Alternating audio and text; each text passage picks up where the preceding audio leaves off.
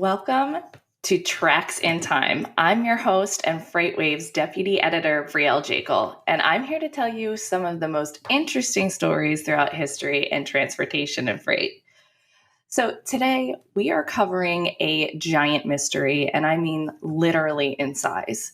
This story shows resiliency in fighting for the truth and how it can bring important changes in safety regulations in shipping on the seas.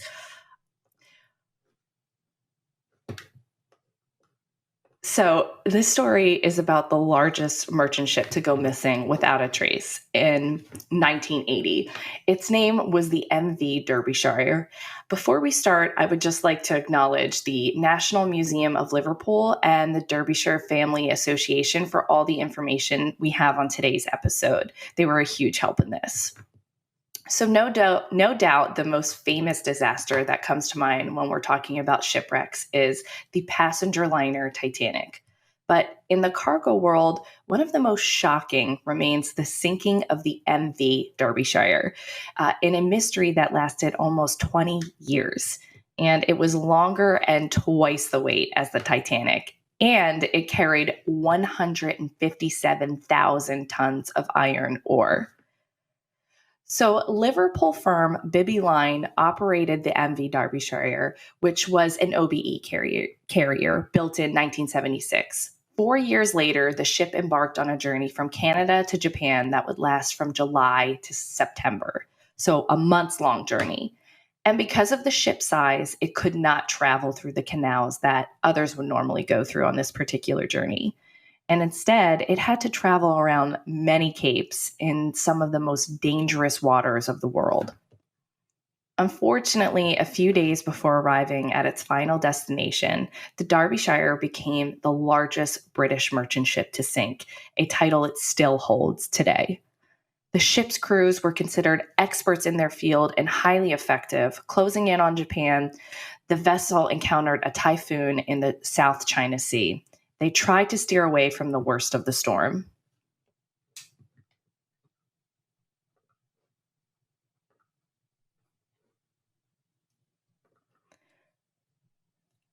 So winds reached up.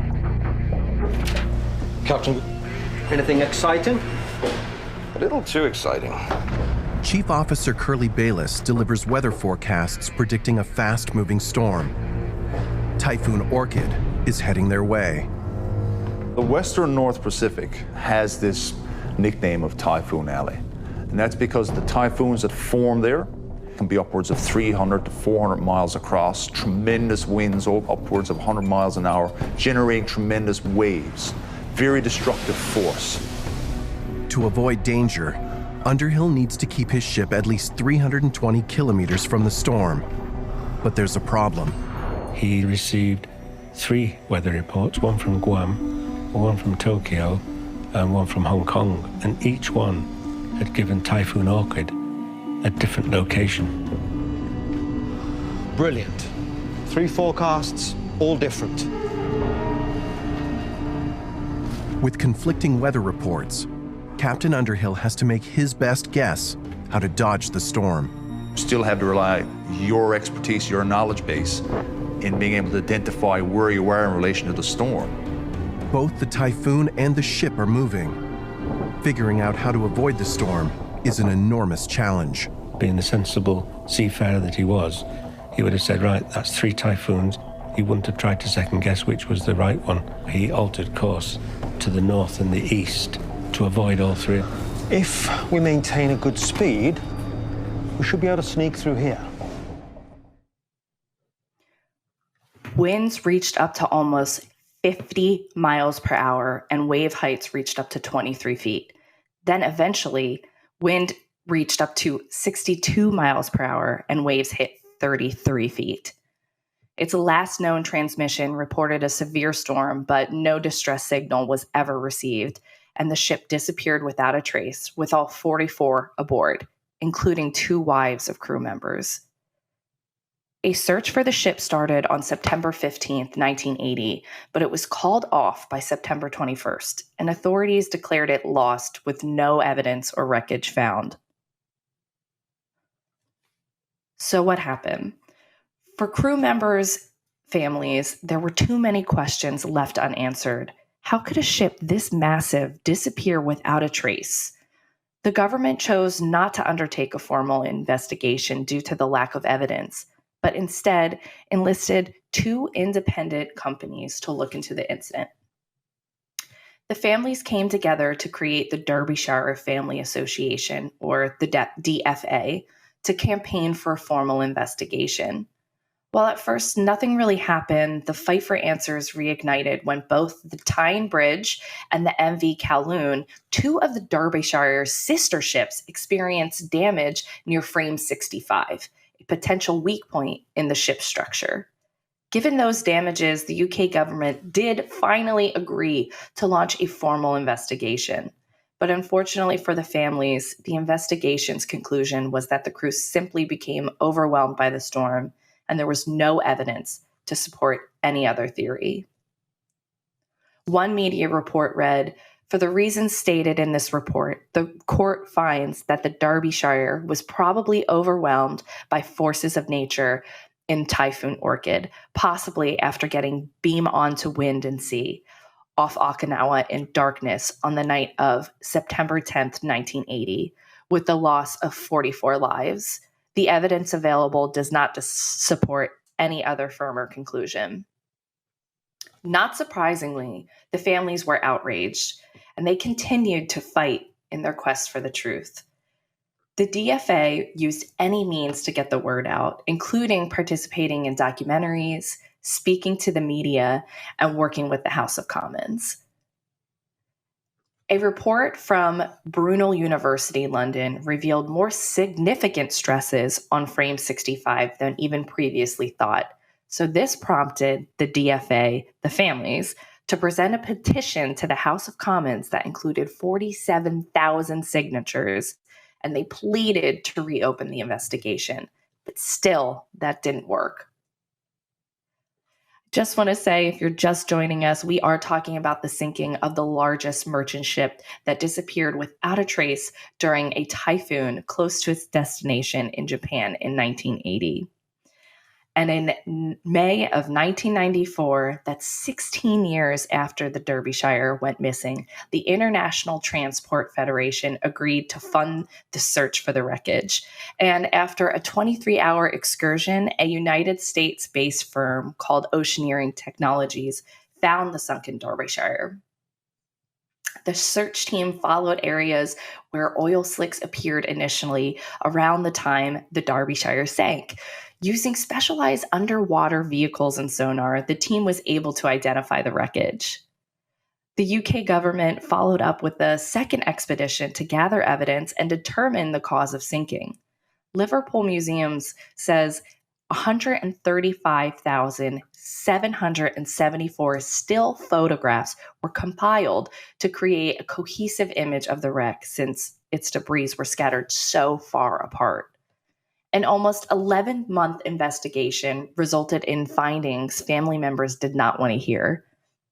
Frame 65 was not the cause of the wreck. Instead, it was human error.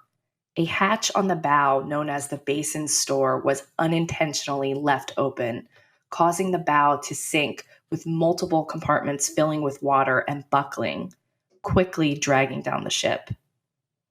But this was not acceptable to the family members who fought so hard for answers. These were experienced men at the top of their field. How could they miss a simple hatch that would send them all to their death?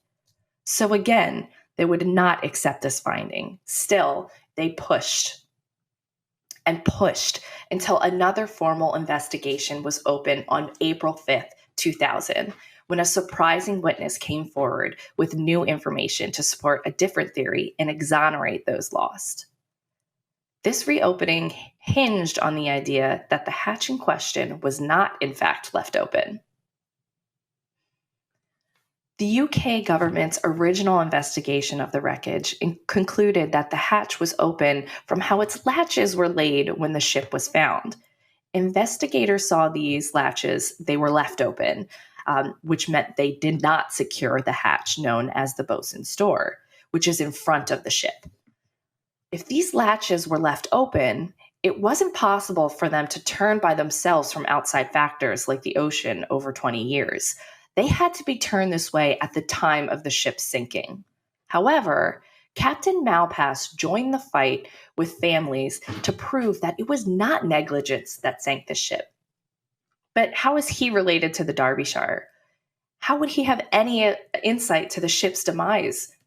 Well, it turns out he was the ship's former chief officer and was moved off the Derbyshire's crew right before its final voyage in a crazy twist of fate.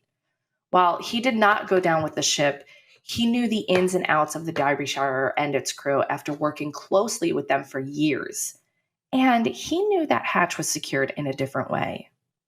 This was a huge breakthrough for the families, and while many celebrated his luck that he survived, he did not experience that same relief. In an interview with Discovery's The Smithsonian's Channel, the former chief officer said, "Some people say I'm the luckiest person alive, but in fact, I should have been on the Derbyshire when she was lost. I've been with most of that crew the trip before, and I knew all the crew very well." Then he went on to explain why the investigation's findings could never be correct. He said, "Anybody that knew that ship knew you couldn't have drawn that conclusion. One of the things that convinced me when I saw the photographs of the bosun's store was that the bits of heaving line hanging off." He explained that the Derbyshire's crew would secure this particular hatch with what's known as a cat's cradle, which would stop wing nuts from opening for a stronger hold. That would keep the hatch secured, but it would cause the latches to be laid in the manner that they were found, looking as if the hatch was left open. And the pieces of the heaving line left on the hatch backed up this theory. Because of this testimony, a new and final formal investigation was open. It lasted 54 days, and thankfully for the families, it arrived at a different cause for the sinking. New technology was able to recreate the sinking in model and simulation form. It was determined that continued rough seas damaged air pipe on the ship's foredeck.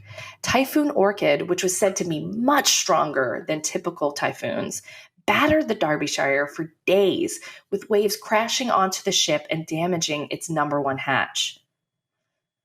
As the storms progressed, other hatches flooded and gave way until the ship finally sank. And to the relief of the family members who had fought so hard and long for answers, the crew was cleared of any blame.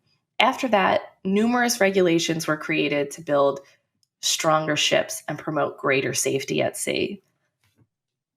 This is such an unbelievable story that shows how important families can be when it comes to finding answers. I know personally, I listen to many true crime podcasts that end up being solved because family members put in the time and effort. And I'm so happy to see that these families were able to fight so hard for justice and find out the true cause of the sinking and why their family members were lost. This was an experienced crew, and it was unfortunate that they experienced such hardships on the sea.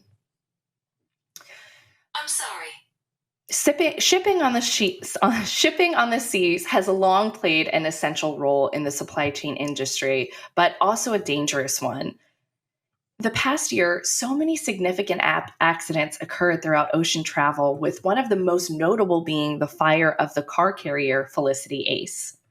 According to Statista, from 2021 to 2022, cargo ships suffered the most losses at sea worldwide. They made up 357 of the total number of the 892 lost vessels. But even besides the percentage of these ships being cargo, almost 900 ships are lost at sea a year. That's a significant loss. So I do have a fun fact for today's episode. As usual, did you know that less than 10% of the world's ocean and less than 50% of the the U.S. waters have been mapped. That is such a crazy experience to think that we have so much of the ocean unknown. Also, we have some exciting stuff in history going on today. On this day in history, we have, unfortunately, an earthquake in 2009 struck Italy, which caused extensive damage and killed more than 300 people. But on a lighter note, the Olympics was also revived this day in history in 1896, when a founder of the International Olympic Committee and its president from 1896 to 1925 realized his goal of reviving the Olympics when the first modern games opened in Athens on 1896. So a lot of interesting history stuff for today. So I just want to say thank you, everyone, for listening, for tuning in today, and a huge thank you to the Museum of Liverpool for helping me tell this story, and to all of the families of the victims who fought so hard to get to the real truth. This story is one of an amazing just to show the depths of, one, how much safety is important today on shipping on the seas. It's really remarkable, all of the regulations that came into play after they discovered that it was the front of the ship that actually became overwhelmed by the typhoon. They were able to create stronger restrictions for safety so that hatches wouldn't be overcome by stronger storms in the future. So this story led to quite a lot of lives saved in the future. While unfortunately we do see a lot of, like I said, lost ships at sea and containers experiencing difficulties at seas, we are seeing more and more regulations and more technology to help save future lives and cargo in the future. And, it's important to also look at how we think of shipping and ocean shipping in general, because this industry is an important industry, but it's also one that shapes the world. It makes it's a huge contributor to sustainability and climate change, which actually makes weather events occur more often. So it's really important that we take a look at the subject and take a look at stories like this to determine, where we can go in the future.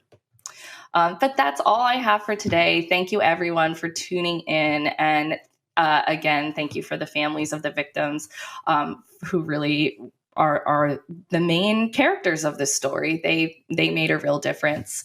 And you can follow me on Twitter at Jacob Brielle to see what else we have going on at FreightWaves Classic. I will always post my new stories then. You can also email me at bjacob@freightwaves.com. All of our stories are located on the FreightWaves main website. You can just go to Discover and go to FreightWaves Classics, and you can find all of our content there. If you like this show, please tune in 2 weeks for our next episode on April 20th on FreightWaves TV, or listen to the show wherever you get your main podcasts. Thank you, everyone, and have a great day.